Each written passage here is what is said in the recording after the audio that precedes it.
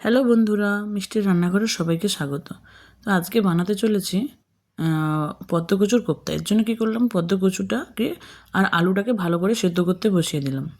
তো সেদ্ধ করা হয়ে গেছে, কচুটাকে আর আলুটাকে ভালো করে এবার ম্যাশ করে নেব। ম্যাশ করার সময় গিয়ে পরিমাণ মতন লবণ দিয়ে দেব, এর মধ্যে পরিমাণ মতন হলুদ গুঁড়ো,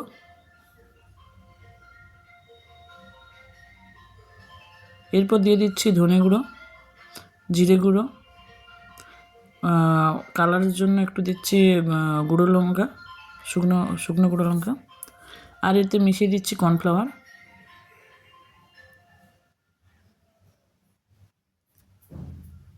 এবার এগুলোটাকে ভালো করে ম্যাশ করে নেব। তো ম্যাশ করা আমার হয়ে গেছে। এবার ওভেনটাকে করে তেলটাকে তাতিয়ে নেব।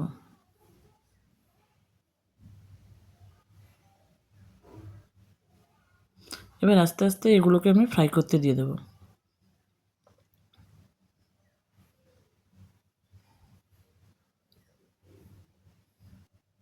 এইভাবে আমি সবগুলোকে ফ্রাই করে নেব।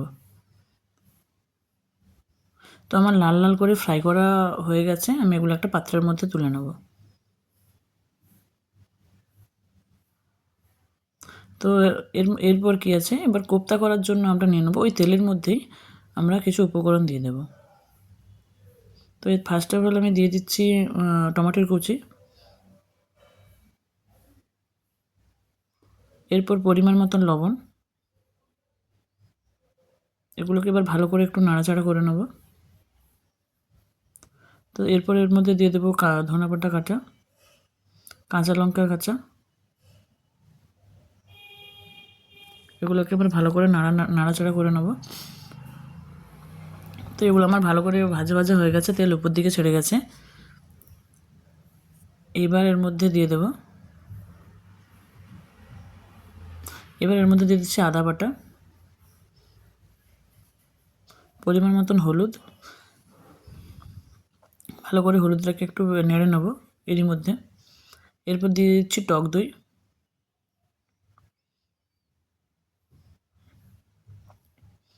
টক দইটাকে ভালো করে হালকা আঁচে নেড়ে নিলাম। এরপর দিচ্ছি চালমগজ বাটা, তারপর দিয়ে দিলাম কাজু বাটা। এগুলোকে সব একসাথে ভালো করে মিশিয়ে নেব।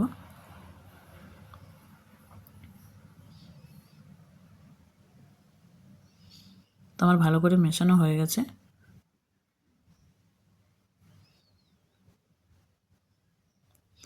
এরপর এর মধ্যে দিয়ে দিচ্ছি পরিমাণ মতন চিনি। এবার কেউ চিনিটাকে নাও দিতে পারেন।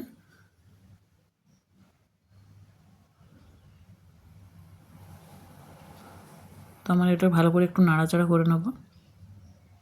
তো এটা আমার ভালো করে নাড়া হয়ে গেছে।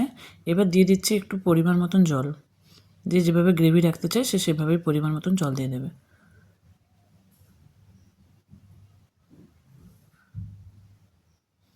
তো এটা আমার ভালো করে একটু ফুটে এলে এর মধ্যে ফ্রাই করে রাখা কচু আর আলুগুলোকে আমি দিয়ে দেব।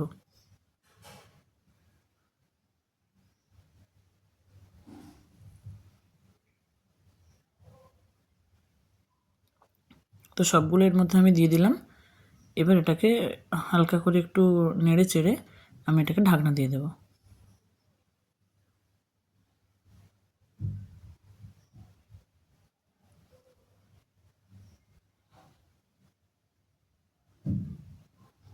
এবার আমার 2 মিনিট এটাকে ফোটানোর জন্য আমি দিয়ে দিলাম। তবে ভালো করে একটু ফুটে গেলে এটাকে আমি নামিয়ে নেব। হয়ে গেছে, আমার এটা ভালো করে ফুটে গেছে। এবার এটাকে আমি একটা পাত্রের মধ্যে ঢেলে নেব, ঢেলে একটুখানি ডেকোরেট করে নেব।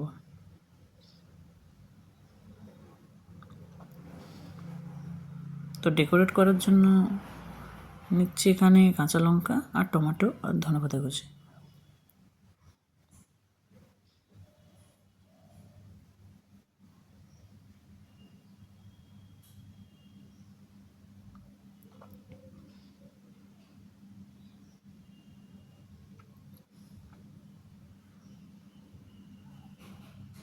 আমার ডেকোরেট করা হয়ে গেছে।